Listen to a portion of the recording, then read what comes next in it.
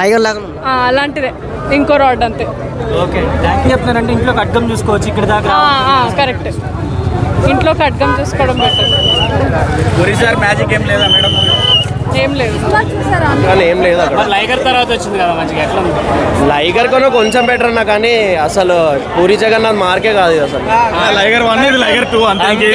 చాలా అంటే చాలా గలీజ్ ఉంది అన్న సినిమా, చాలా గలీజ్ ఉంది. అంటే ఏం మైనస్ ఉందన్న? మొత్తం సినిమానే మైనస్. పూరి డైరెక్షన్ ఎలా ఉందన్న? అసలు పూరి ఇస్మార్ట్ శంకర్ 1 మళ్ళీ చూడాలి. ఇస్మార్ట్ శంకర్ చూడ అసలు ఖడ్గం సినిమా చాలా మంచిగా చూసుకోవచ్చు ఇట్లా. ఏం ఎంగేజ్మెంట్ లేదు బాగా అసలు బాగా యాక్టింగ్ ఎలా? రామే కొంచెం నడిపించిండు, మిగతా పెద్ద మైనస్. అసలు ఆలియా ట్రాకే పెద్ద మైనస్ అసలు. రెండు బాగా. రేటింగ్ ఎంత ఇస్తారు మేడం? ఏమి ఇబ్బంది అని రేటింగ్. రామ్ యాక్టింగ్ ఎలా ఉంది? రామే కొంచెం జస్టిస్ చేశాడు కానీ ఓకే, రామే కొంచెం బెటర్ అంటే అంటే. యాక్చువల్లీ చాలా మంది సినిమాలను ఎంకరేజ్ చేయాలి అని అంటారు కదా, చేయట్లేదు అంటారు కదా, మరి ఇలాంటి స్టోరీస్ తీసుకొస్తే ఎంకరేజ్ చేస్తారు. ఈ సినిమాలో అసలు ఏం లేదు, నాకు ఏం చెప్పాలో కూడా అర్థం కావట్లేదు. ఏం లేదు అంటే మనో ఆయన ఎందుకు పెట్టాడో కూడా నాకు అర్థం కాలేదు.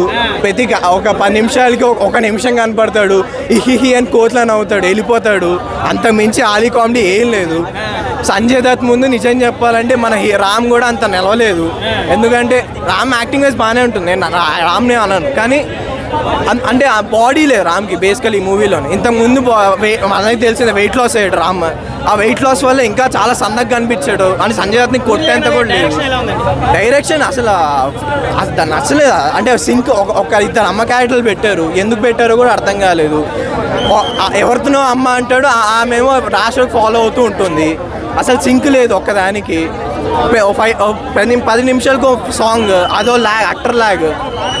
5-6 సాంగ్లు ఉన్నాయి అనవసరంగా, అన్నీ అనవసరం. 2-3 ఐటమ్ సాంగ్లు ఉన్నాయి. ఓ మంచి సెంటిమెంట్ వెళ్తుంది, ఓ లవ్ సెంటిమెంట్ వెళ్తుంది అనేసరికి ఓ ఐటమ్ సాంగ్. అదే లైగర్ డబల్ ఇస్మార్ట్ తీసి డబల్ ఫ్లాప్ కొట్టాడు. డబల్ ఇస్మార్ట్ కాదు ఇది, డబల్ ఫ్లాప్. పూరి జగన్నాథ్ లైగర్ పొగడచ్చు మనం, ఇంకా లిటరల్ పొగడచ్చు. నాకైతే ఆ ఫస్ట్ హాఫ్లో వచ్చేదనిపించింది. పాప్కార్న్ వేస్ట్ అవుతుందని చెప్పేసి ఉన్నాను నేను. Popcorn waste. పూరి జగన్నాథ్ అంటే నాకైతే ఇంటెన్సిటీ కనిపించలేదు. డైలాగులు లేవు, ఒక పంచ్ డైలాగ్. ఆ ఇంటెన్సిటీ అన్నది పూరి జగన్నాథ్ ఈ సినిమాలో నాకు కనిపించలేదు. ఇస్మార్ట్ శంకర్ ఉన్నట్లేదా? ఇస్మార్ట్ శంకర్ లాగానే ఉంది, అదే కదా ప్రాబ్లం. కొత్తదనం ఏం లేదు, అదే తీసి కొత్తగా పెట్టారు, ఇంకేం లేదు. అక్కడ బడ్జెట్ అది ఇది ఎక్కువ అన్నారు, ఏదో కొత్త అన్నారు.